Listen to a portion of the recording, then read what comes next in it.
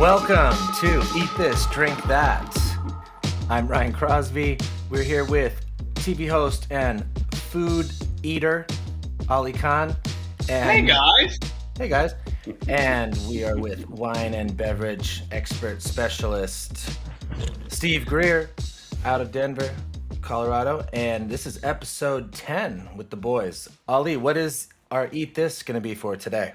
My goodness gracious. It's pretty much going to be the large volume of work, which is my show Cheap Eats. And a great number of those episodes were devoted to what I think we all can identify as, quote, second. There's not a lot of room for my quotation marks. Your fingers. We're going to talk about second-tier cities. We're going to talk about the cities that people don't necessarily think of as dining destinations. And I think what's going to happen is you'll find out that people just have old info. People think that things are just like stuck in way back when. And I think people want to believe in certain truths to be forever prevalent. And that's just not the case. There's a lot of interesting dynamic there. And I mean, the future just keeps turning into the future. I would have been talking about this, honestly, at least 10 years ago. Because once something in the food world, especially in the world with internet, and even old internet, not even just Yelp internet, but once you have like just this overall general interest of food news and food media, and national magazines and stuff, once a trend happens, like somewhere else, they're going to be like, well, when's this going to land here? And I feel like really in the last 20, even longer, but I think with the internet, with just, more 24/7 media, trends happen a lot faster. They carry over a lot faster. And, as economies and cities change, so go, where restaurants can really boom and thrive. And living in it right now in Austin, I can tell you. Would you say Austin at this point is a secondary food market or a primary one at this point? I feel very confident in calling it second tier because it's simply not a large city. I think that, you really have to just marvel in the fact that in America, in a multicultural society, large cities are just home to so many different types of people. And I think one of the things we all share with our time living in Los Angeles is what makes it such a world-class dining city is that it's incredibly diverse. It covers all sorts of level of dining experience, whether it's eating raw fish from a truck, right? In the hood, Mariscos, what it is, ceviche. all the way. Yeah. I'm sorry. Go ahead. No, I was just saying mariscos, ceviche. Yeah, I mean, literally, like if you're having mariscos on the street or world-class sushi, both of them incredible imports done pretty darn well, pretty darn well in LA. But at the same time, I just nearby in San Diego, there are spots that, I mean, shoot, even your old hood, Ryan. I mean, we talked about this a while ago. South Orange County, what was that like in the 90s? Compared to now, you have a place that has a lot of money. You're a stone's throw from LA, minus some traffic. It's pretty reasonable, right? An hour plus. But it was very unsophisticated for a long time. Yeah, I think it just the word got out in the 2000s that brag-worthy dinners are more than just a big hunk of steak or like a fish coated in butter. You know what I mean? Or, it became, wow, this is Italian food from Italy. You know what I mean? Or, wow, there's 10 things on the menu I'm going to eat, and then in came, liquid nitrogen, and then in came the fact that purple carrots are super cool and Instagram, you know what I mean? And all of a sudden just cool looking produce became a really interesting factor. But again, I bet on that produce side and the Instagram side, I bet you can now find watermelon radish on a menu somewhere in every city in the country. I just had it on pizza. I had pizza the other day, and let me tell you, would you ever think a pepperoni and sausage pizza ever would have radish on it, let alone watermelon radish, let alone radish, right? But because it looks cool, and surprisingly, it does break up the massive meaty monotony that is a sausage and pepperoni pizza. But look, I'll just tell you, with Cheap Eats, many of the episodes, not necessarily Brooklyn or Boston or Chicago per se. But I mean, we went to Omaha, we went to St. Petersburg, and one of the first things I would do in preparing for the show is we would have these Skype and FaceTime calls, and I would talk to the chefs, and I would say, "What's going on with the food scene? What's happening?" And we were shooting that show from 2015 to 2018, so we're on that back end of the tents where clearly, social media, Food Network, food shows like Triple D, Diners, Drive-Ins, and Dive, Anthony Bourdain have just put everything in the forefront of food vacation is the norm, right? No longer some oh God, you just went there to eat this hamburger. That's a thing. It's an official thing. You know what I mean? It's a full-on thing. And, when I talked to St. Petersburg, Florida is a great example. We went there in season 5. I started talking to the chefs there, and they were like, listen, we grew up here. We went elsewhere. Some guys went to LA, some were in Miami or whatever, even in nearby Tampa. And at one point they said to themselves, St. Pete's not such a bad place to be. We just need to bring all this good stuff happening back here. And in come the breweries, in come these interesting restaurants that are just stepping things up a bit, offering, more elevated options. Some of the best Italian food I've ever had. Il Ritorno. I just ate there 2 days ago. Phenomenal food. The guy cooked at the James Beard House. Apparently, he just beat Bobby Flay on Beat Bobby Flay. Okay. I mean, ridiculous Italian food. And I bring all this up to really just add to this. I think people go to people like us to really say, what is it I'm just missing? Where is that hidden gem? What is that delicious thing that's in front of me? And I just never gave it a chance. Because I have this stuff in my head that says, well, if you want deep dish pizza, you go to Chicago. You talk to people in Chicago, people eat deep dish once a year when someone visits them from out of town. There's a lot more going on than these kind of obvious, almost stereotype, trope, whatever you want to call it thing. But I mean, really, Cheap Eats, so much of it was just I always boil it down to this. You have 2 ways of looking at food when you're traveling. What's iconic and what's trending. And the latter part is what we're talking about here. What's happening lately? What are the locals excited about? And what could they be doing really, really well that might surprise, some places that are more known for that kind of cuisine? I had Lights Out Tacos in Minneapolis. Really? Lights Out Tacos. So I think, one, it's a good time to clarify why we use the word secondary or second tier. I don't want to piss Omaha off or St. Petersburg. This is a population thing only. You have your high population cities who naturally became food meccas for diners because of the diversity and the quality of the food, the money, and all that stuff that goes with a large city. LA, San Francisco, Chicago, New York, Miami. I probably left off Seattle on accident. I don't know the population of Seattle. Then you have your secondary cities or second tier cities only by population. So let's call it Ali's hometown, St. Louis, my hometown, Cincinnati, Omaha, St. Petersburg. There's a plethora of these cities. There were trends in the 90s and the early 2000s where a lot of people left the places that we grew up because we wanted to experience, we're in our 20s or 30s. We want to get out of our bubble. We want to go to a big city, be nobody, enjoy the whole thing a big city brings. People went to Brooklyn, New York, LA, they went everywhere. I had a lot of friends that moved to Chicago. Then you reach a certain age and you might have kids. You might want to have kids. You might actually want to buy a house. You naturally go back to where you grew up. And then all of a sudden, you bring all this knowledge with you, especially hospitality people, bartenders, wine people, somms, all that.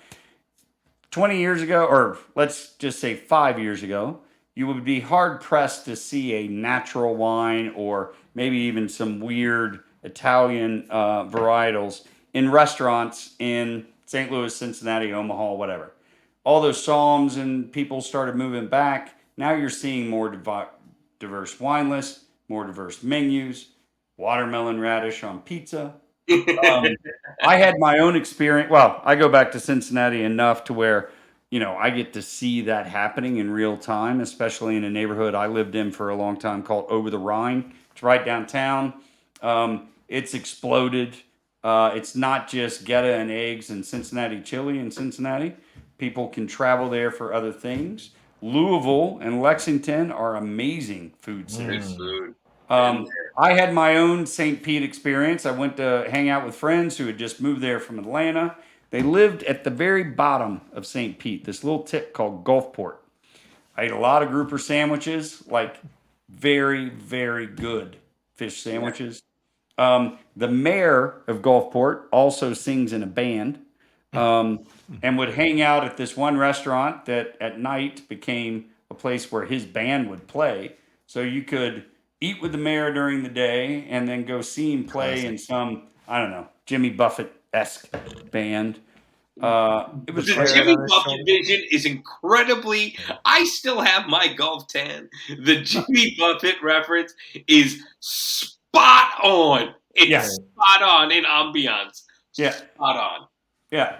And think about all the Charleston, South Carolina has exploded on the scene as this amazing food city. That probably is that Charleston, Austin, I would almost put in that category of like first tier, second tier, if you will, because they're places that people from the big cities would actually consider for some sort of vacation.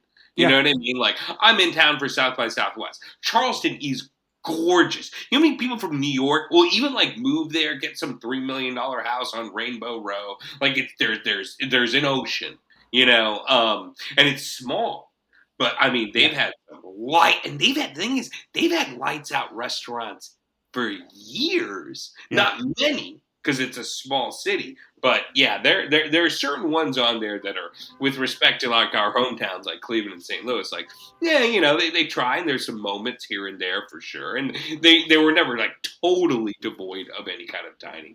But then there are the places, let's be honest, that like people from New York, I talk to people from New York, they'll be like, oh yeah, Austin's got great food, and what that really is they went to restaurants that basically were familiar to them. You know what I mean? Like, if you're talking about like fine dining, pretty looking people, you're about 2 degrees away from it being nightlife-esque. Yeah. They've got that. Personally, I think there's a lot more to. I'd rather have the stand that does a rapist or the Bangladeshi dumpy joint like you find in Jackson Heights, Queens. That to me is the whole. That's the whole plate. Plus sides. That's the meat and 3 plus a big tall Arnold Palmer. You know what I mean? Right. That's the whole enchilada for me. It's very interesting, and I think it almost markets cities. Like if you're selling real estate, you can be like, oh yeah, the restaurant. Was that the case 30 years ago? No. You know what I mean? Shoot, were people even buying condos in an urban environment 30 years ago? No, it was like a suburban flight. So, I started understanding the whole idea of there's a whole nother side of this second tier. Let's call it second tier because they are still quality cities. They're second tier because population. And then you go down from there. Long time ago, first career was air pollution testing. I think we talked about this on some episode. Did. That was a jaw dropper. Yeah, and I was in Paducah, Kentucky, which is in the middle of nowhere, Kentucky. I was there for... It absolutely sounds like... When you said Paducah, Kentucky, it pretty much comes with in the middle of nowhere. So to get there, you have to drive south of Louisville, get onto a state route, and go back up. And there were two revelations that happened. I was already into food, I've always been into food. TVA is based in Paducah. So What's that TBA? Tennessee Valley Authority, they Oh, TVA. provide, so that chain of power plants throughout the South provides all the electricity for all the southern states. And we were testing the plant that was, I want to say 10 boilers at one time, in Paducah, that supplied all this power for a big swath. It's all interconnected. There's even some reactors in Tennessee, blah, blah, blah. So anyway, there's also money there because you have executives who are operating these plants. They were tired of just regular Paducah food, and they somehow convinced a French chef. I don't know if he was from France directly or was cooking in another city like Chicago, and then they brought him down and they opened up this restaurant. And I went in. It was in an old home, so an old Southern home with little, rooms here and there off of the kitchens, Nice. very parlor-esque. And you sat down, and it was very quaint. And the food was ridiculous. Wow. The food was like this amazing quail dish. The food was amazing. Wow. There was another little weird area called Land Between the Lakes in Kentucky. It's literally two lakes, or maybe it's one lake with a piece of land that goes through Sounds it. like a chapter from Lord of the Rings. Yes. But a lot of people go there. And if Paducah is in the middle of nowhere, then Land Between the Lakes is the outer rim. But they go there to boat and fish and do all that stuff. There's a lot of people with a lot of money. And there's a restaurant there in the Land Between the Lakes called Patty's 1800. It had been there forever. It's also in a big old home from my memory.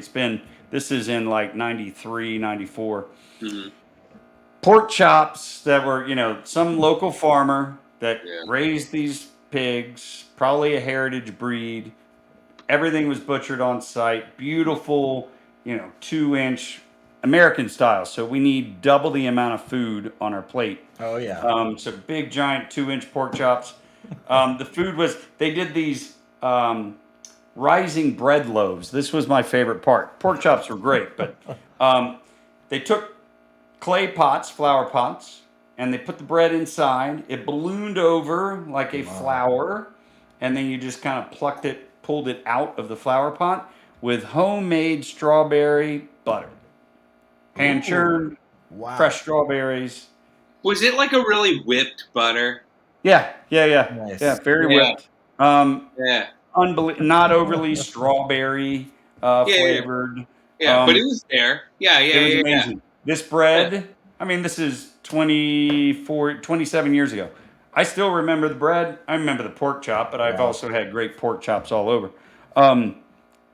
You don't have to just go to New York, to Brooklyn, to LA, to Venice, to San Francisco, down in the Bay Area, to have great food. There's a lot of places to go visit. So we talked about the consumer responsibility and the whole ecosystem.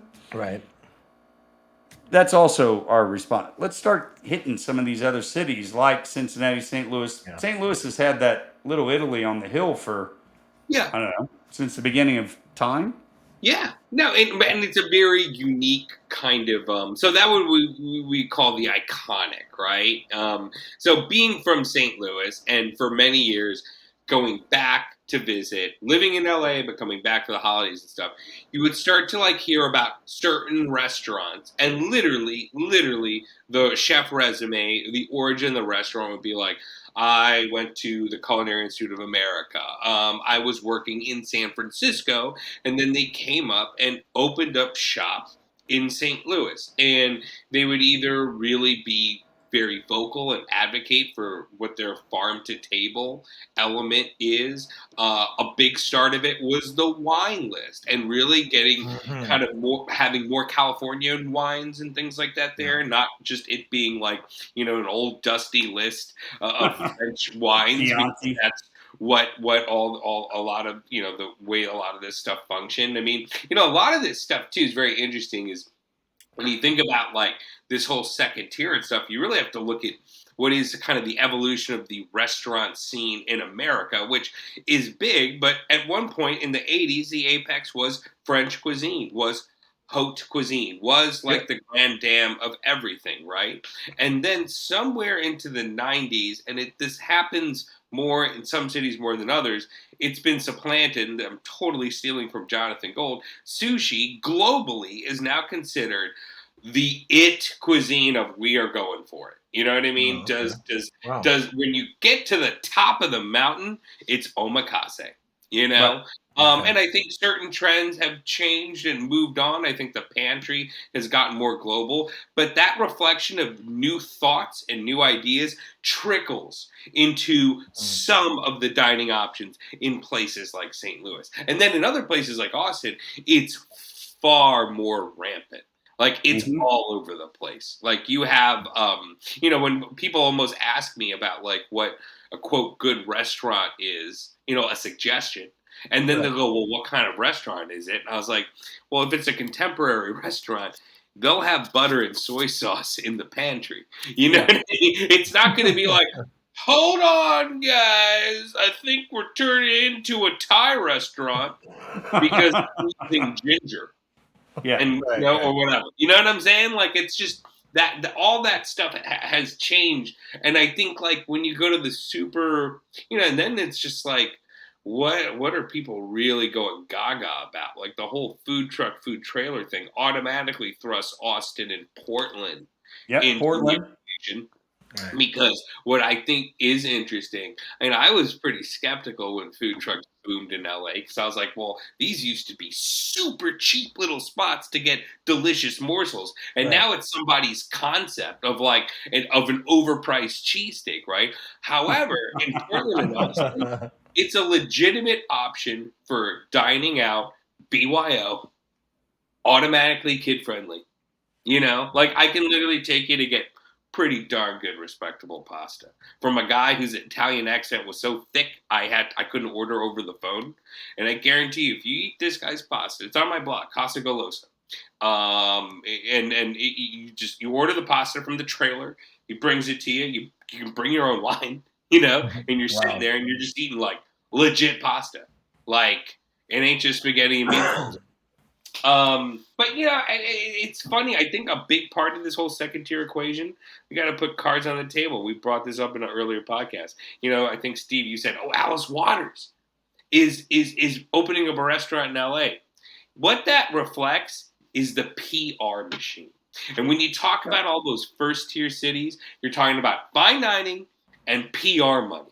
And that's what saturates you with the drum beating over and over again, going, this is the best place. This is the best place. This is the best place. Like, did Dave Chang make the best ramen in New York City in the mid-2000s? We'll never know. Because his PR machine cranked it up, and now Momofuku, now it's like, oh, well, there wasn't any of that stuff before him. Can you even think about it without him in the equation? So I think a lot of it is just like, it's kind of weird, almost being victims of the marketing PR machine, because you get hit so hard with it. And that you think, okay, well, I'm hearing all the buzz, so that must mean that's the best. And buzz doesn't equate best food. No, it doesn't.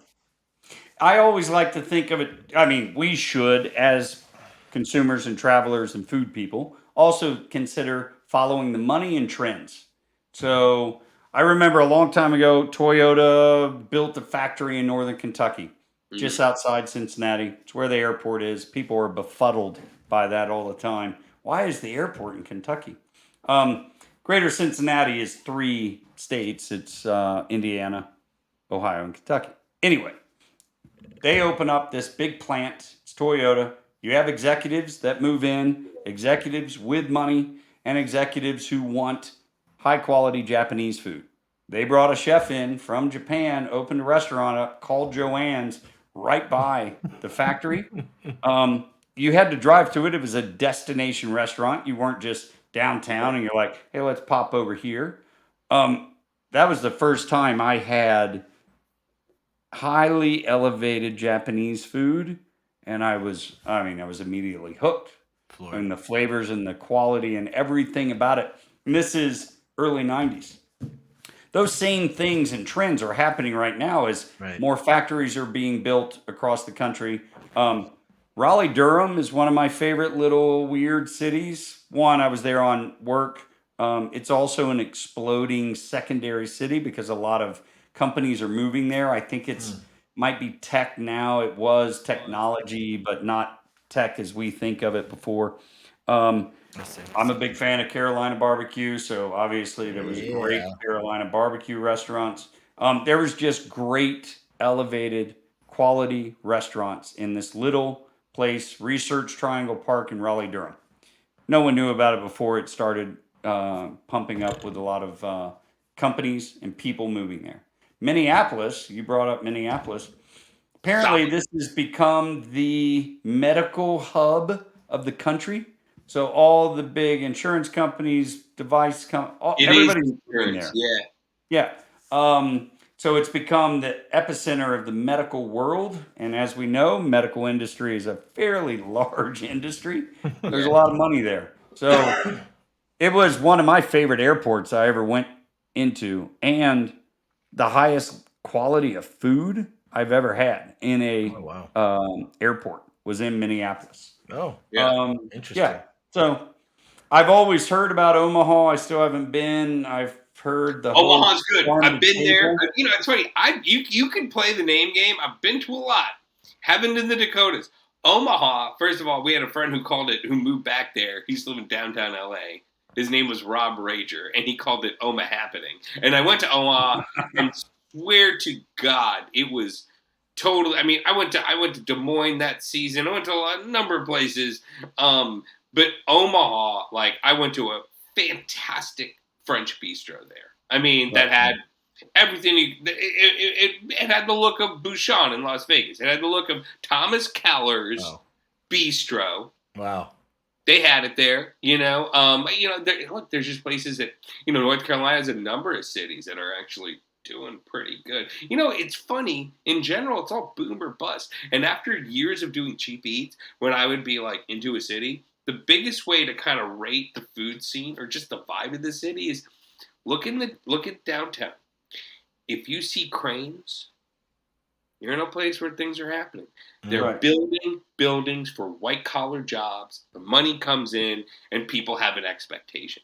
But Interesting. you bring up something I think very, very interesting that if you talk to people like us, you really get the opportunity to find a hidden gem restaurant. And sometimes there's no, the rhyme or reason of why it's there isn't quite obvious. Growing up in the height of 80s French cuisine, there was a restaurant that I used to go to as a kid called Fio's La Fourchette. Now, it's since closed, right? It closed 20 years ago or whatever.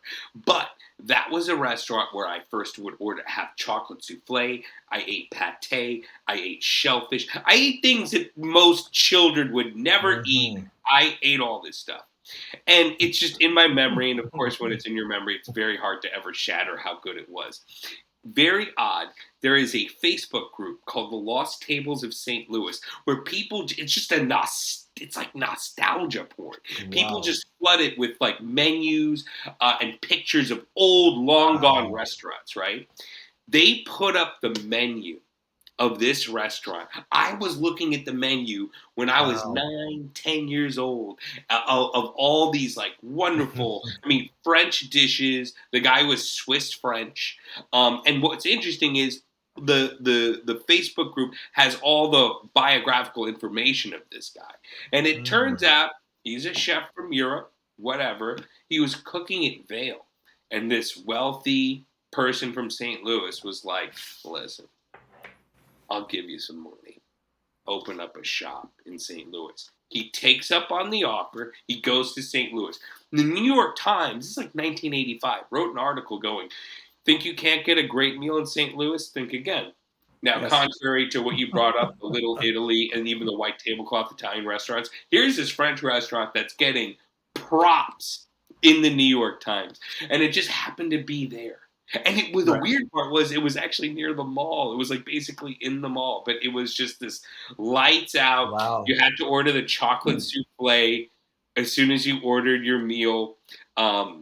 We had these amazing like chilled mussels. I mean, just stuff that's like lost. Like it's very Right. hard to find this kind of cuisine anymore. Slight tangent there because of the whole cuisine I loved eating in the 80s. I miss fish in brown butter. Just very simple. White fish and brown butter, French technique, perfect. Like it The just Dover sole was Yes. usually the most expensive entree there was. More expensive than the fillet. You Yep. know, like this feel was like it's like a before joke. foie gras was stuck It's on like a there. trope in old cartoons or old movies. You know, the Dover sole, right? Yeah, Yes, because it was. Yeah, yes. you see it referenced Oh all my the time. God. So 100%. speaking of, I'm going to find this article. I have kept this. Here it is. I just went through and organized all my old crap. I want you to pull out like a Menus. frozen Dover sole out of your quiver. Yeah. I do have a streamlining poaching fish or streamlined poaching for perfect fish fillets from the New York Times in 1999. So January 27th, 1999. Wow. Great article on cognac in America, Germain Rabin. Shit. And it is asking for, and I couldn't find Dover sole to do this dish. And of course, I didn't have the very thin skillet fish pan either. So, but I made it a bunch What'd you for a get, while. tilapia? No, just kidding. Yeah, it was probably, who knows what I used, probably some sort of cod. But I could never find Dover sole because Dover sole always went to restaurants. And they have to fillet it table. So all these Yeah. things that are Wow. just like kind of disappeared that were really like signatures of quote going out. I mean, yeah, it's funny. It's like fish now is what? Tuna. Yeah. You know what I mean? And the guilt of standing in front of the fish case. It's, I mean, it's a real thing. Standing in front of the fish case at the grocery store, and just the guilt going through your my body, my mind. The fish one's very tough right now. Yeah. For the Oh, man. secondary cities, you know, I was thinking about what Ali said about like food being a vacation, right? You could, you know, destination restaurants, that sort of concept, and it made me think of, you know, the old school for that would be like going to wine countries or something. I'm thinking where the booze is like so heavily involved Sure. as part of the trip. And so I'm trying to, and then I'm thinking of old episodes that we've talked about, and I'm trying to correlate how some of this second tier stuff works with the alcohol industry and working with there being interesting breweries or maybe interesting boutique wine manufacturers in these regions that would also coax people to be going to these. You know, I wonder, say, I don't know St. Petersburg, but I don't know if they maybe have some breweries that are helping to fuel this. So that's kind of so, especially in cheap eats. I literally came back going, man, this Bell's beer is really good. Now, some of this distribution is really increased, but I literally was like, I mean, having beers from all over the place. We bought this beer. Oddly enough, they have it in our store here, the local little package store, Highlight, right? Oh yeah. Florida beer, you know, solid IPA. Breweries are huge to it, and I think they almost. I mean, now the concept is this, right? We may not have Dover sole filleted tableside, but we do have the brewery with the food truck, which is the radical thing of having really ripping excellent beer and something just darn tasty that doesn't carry the burden of like, well, everyone wants a hamburger, but you know, we have to have a full restaurant menu. Give me 5 things, do it well. You know what I mean? You know, just give me that. I think that's kind of the cool salvation and a cool way to like kind of bring a vision to life without the whole like burden of like, oh man, I got to pay rent. You know what I mean? The rent on bringing in your truck's gonna be a lot cheaper than on your, you know. Yeah, a lot of those trucks have way more fish. You know, they'll make you a shrimp plate, and people are like, I will never see this many shrimp in an actual restaurant on my plate, like what I can get from a truck. Yeah. Yeah. I think that distribution question is a really good question because distribution importers have gotten very savvy in the last 15 years, 20 years, because they've realized that it's not just people that live in the large metropolitan cities that want to drink a amazing Cote de Rhone or whatever it is. I'm throwing Cote de Rhone out there only because it used to be you had Weingart Metzler, you had Kermit Lynch, and Bobby Catcher's stuff. Those were your three main importers. And then you started having all these little guys in little city or, large cities that said, you know what? I want to import smaller, even smaller family producers in these iconic regions. And I'm only going to sell it in San Francisco. Tons of little importers in San Francisco, tons in New York. Great Burgundy that comes into New York and never leaves. It just goes right there. Slowly, in the last 15 to 20 years, you have even savvier, younger wine people who are getting smaller and smaller producers, and they're allowing these wines to go everywhere. Like, Denver's getting a bunch of the allocations. They're sharing the love across other cities. It's always, if you think about it, you're one of 100 brands for a certain region, and everybody wants to go to LA, everybody wants to go to New York, everybody wants to go to San Francisco. That's heavy competition. Mm-hmm. You go to St. Louis, Cincinnati, Omaha, you're one of 3 importers instead of one of 30, and you sell a lot of wine. And the consumer is also savvier and wants higher quality.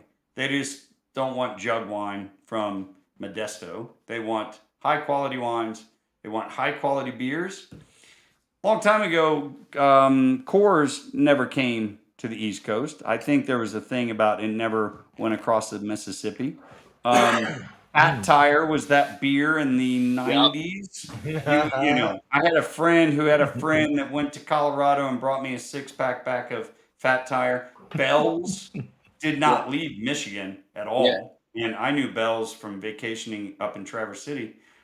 You could only get it there. It was a treat. When you went up, you bought Founders and you bought Bell's. And you went to Traverse City and chilled out. I just had the same experience just now.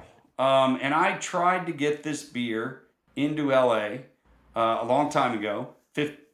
So 08, 09. Yuengling from Pennsylvania. Oh, from you don't want that beer. Oh, I love that beer. You gotta be kidding me. Oh, yeah. It is total garbage. There's a nostalgia angle to that beer. I was on a job in Pottsville for like a week. I was in Pottsville. Did you go on a bender? Because the only reason you drink Yuengling is so you can drink like 9 beers a day. It is a high volume beer. It actually gives legitimacy to Budweiser's claim of being the king of beers. And I say this with nothing but conviction and no targeted hate, only because my wife is from Philadelphia. Yuengling's a thing there, and she will come on and go, yeah, that stuff is garbage. I don't know what you were doing for a week, but it was not good. It must have involved frozen White Castles, gas station fare, and chewing tobacco, because that and you were on a boat. Because let me tell you, Yuengling, you do not get to talk about some rare orchard that makes orange wine in the Basque style. Yuengling. I will not allow that ever. So my point about Yuengling is that we're in New Orleans. I thought Yuengling was, it was in Pennsylvania. And then because the family vacationed in Florida, it was in Florida. It is everywhere in New Orleans. Everywhere. Every bar, every restaurant had a tap of Yuengling. It was all over the place. Yeah. Which was weird because they were always... The family, whoever owns it, says we are a Pennsylvania brewery. We will only sell in Pennsylvania, whatever. Distribution has gotten very, very savvy. You can buy Bell's in Los Angeles now in droves. Well, so that was probably half the problem with the old concept is that the big cities were getting the stuff, right? We weren't getting it over to the small cities. The distribution now is so savvy, like you said, and that's what's fueling these great second markets, I think. God, Philadelphia people hate Yingling so much. I didn't know your wife was from Philly. I never would have brought up Yingling. I don't think I think the people of Philadelphia will drink the heck out of it because it's from Philadelphia and they will love that. Like, he's saying his wife's not afraid to bash it. Is that what you're saying? I thought it was from Pottsville, Pennsylvania, like the middle of nowhere. I can't say it's like from the actual city. I just know Yingling is a thing. Like you go to a bar in Philadelphia and like boom, there it is. Yeah, it's funny. I was watching Mayor of Easton, just starting it. Yeah. All they're drinking in the TV show is Yingling out of high neckers. You can see. I want to throw this out there, and this is some of the things, and we're just in this era and age where it's like. There's the beer cans are just like the most insane artwork ever. Like, the art, the renaissance of art is on a beer can, apparently. Because sometimes it's even better than the beer, and that's more a reflection of the art. But, the fact that you can go, and I think we want to go so special, so niche. And I want to bring up this correlation, honestly, with music, because living in LA for a long time, right? Yeah. You just go to a bar, into the early 2000s for sure. And it would be like, Heineken, Newcastle, Amstel Light, like kind of like whatever, like British pub beers that was pretty much it. Guinness, right? Sierra Nevada. You'd get your Sierra Nevadas. And stuff that's like super average in Europe was like fascinating to us Americans out here. That Heineken Amstel Light thing was a crazy. I don't know what they were thinking with the everyone's just like Heineken Amstel Light. I don't think people cared, at least in LA. But then the same time frame, if I went up to San Francisco, I would go to a bar, and all of a sudden it'd be Scrimshaw, Red Seal Ale, Red Hawk beer, all this nature on a bottle, and then also at the bar, like I wouldn't be listening to Smash Mouth, I'd be listening to like indie rock. And what's interesting is like how all these niche things are so much more accessible right now. Like now with like Spotify, I plug in all the bands I like, forget the radio. You know what I mean? Like I am just into a whole other new curated world of music. Yeah. And I feel like, we now live in a world, it's a very interesting thing where you can really just focus on these particular flavors and completely ignore the Yinglings of the world. Yes. So I have a beer can story. I went to an art opening last night. And it was it was a few people, but it was mainly snowboarders. This snowboarder now I'm trying to find his name. His name's Pat. It was in Evergreen at this art community. It was a great show. They had a panel. They sat around and talked. I don't know when he did it, but he did a beer can art.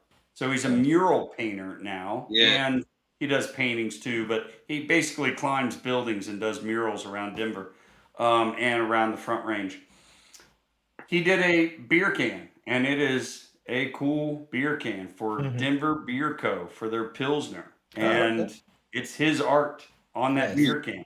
So they're hiring artists to do art under the beer can with a cool name. I can't remember the name. It didn't just say Denver Beer Co. Pilsner, I don't think. You have to have some sort of fun name to go with your beer. But yeah, I was at an art opening last night, and everybody was drinking that beer with his art on it. It's so great to have all these options. A while ago, and now, because I feel like it's always good to have some controversial smack talk to liven up this conversation.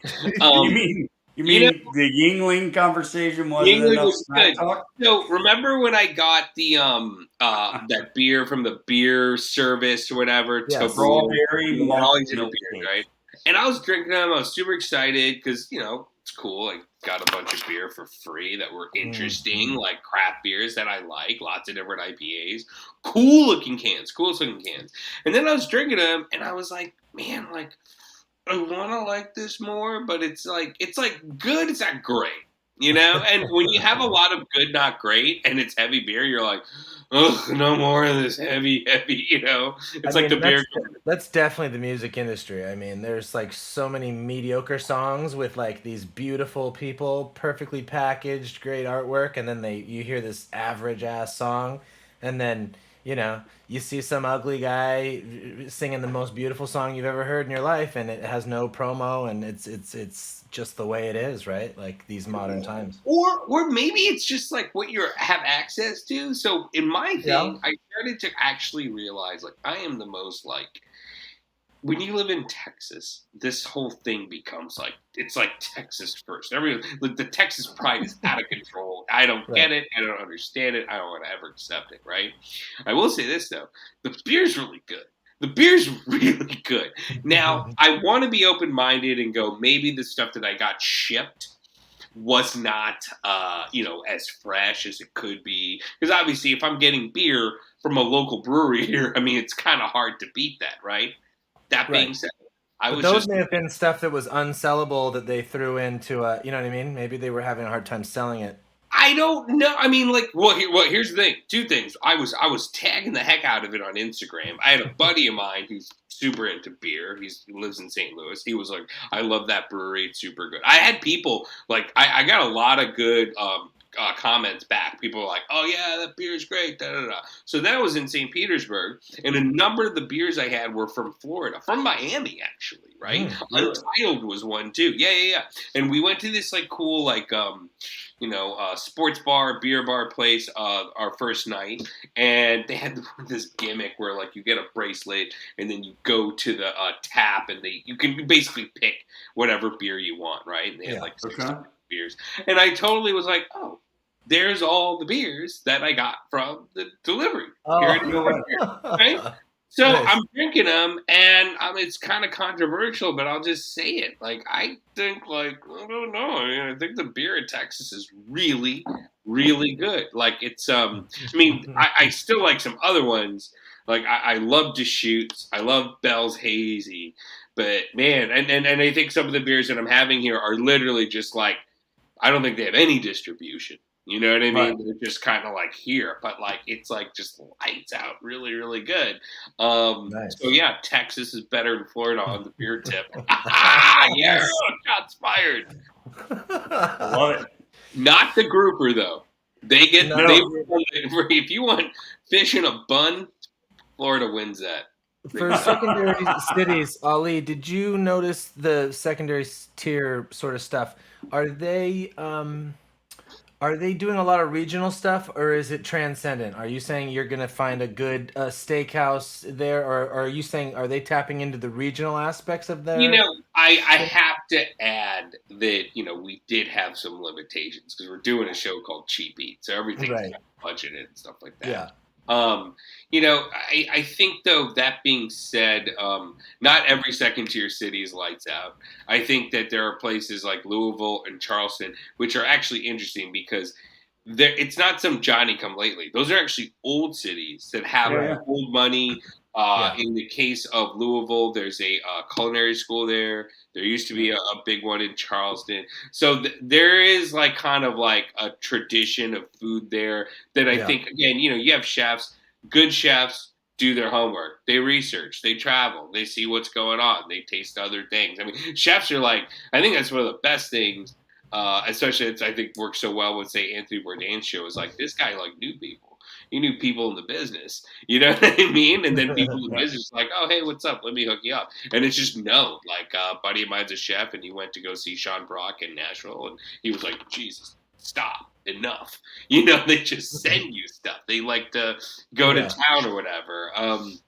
So, like, I feel like when sometimes there's a bit of a fail rate when they try and reinvent the wheel. You know what I'm saying? Like when they go, I was in Buffalo, New York, and they were like, all right, we're doing wings. And they did a wing called a beef on weck, which actually surprisingly was very, very good.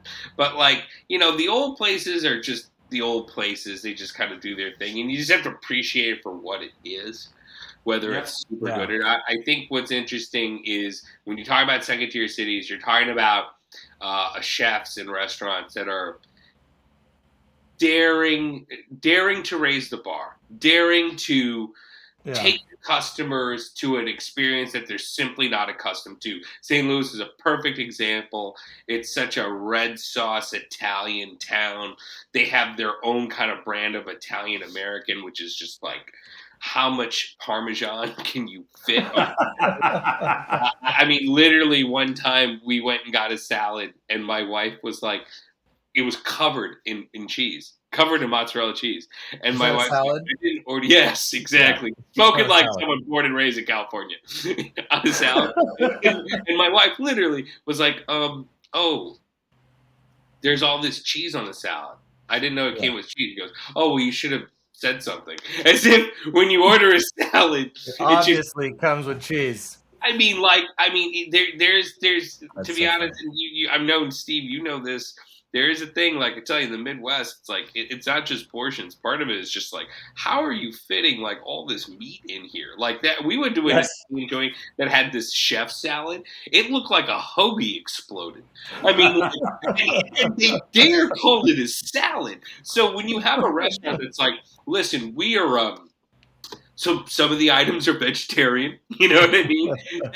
They're kind of going, hey guys, let's just try and break away from the expectation of like hot buttered bread at the start of the meal. You know what I mean? We just like 56 that. So I think it is about second tier cities and these restaurants. It's really about like challenging the norms. Yes. And there's some maverick aspect going on. Yeah. It is.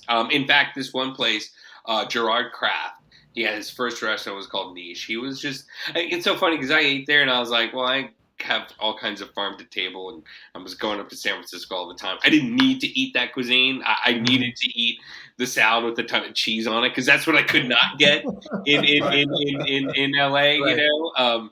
But at the same time, like, you have to respect that he's there to create some sort of, this goes back to like when we talk about what makes a first tier city and we kind of talk about with population, we want like everything.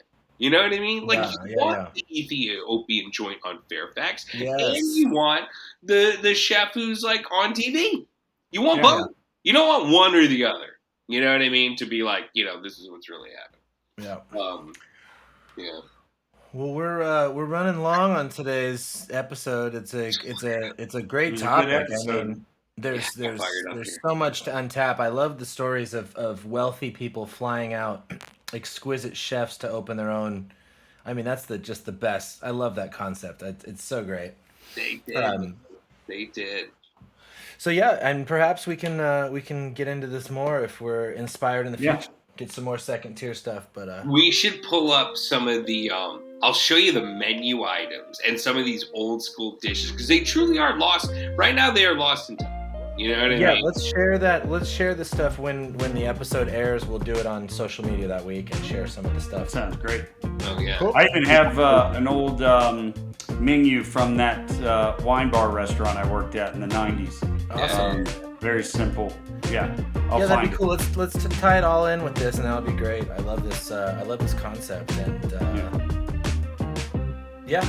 let's wrap up episode 10 with the boys. ETDT.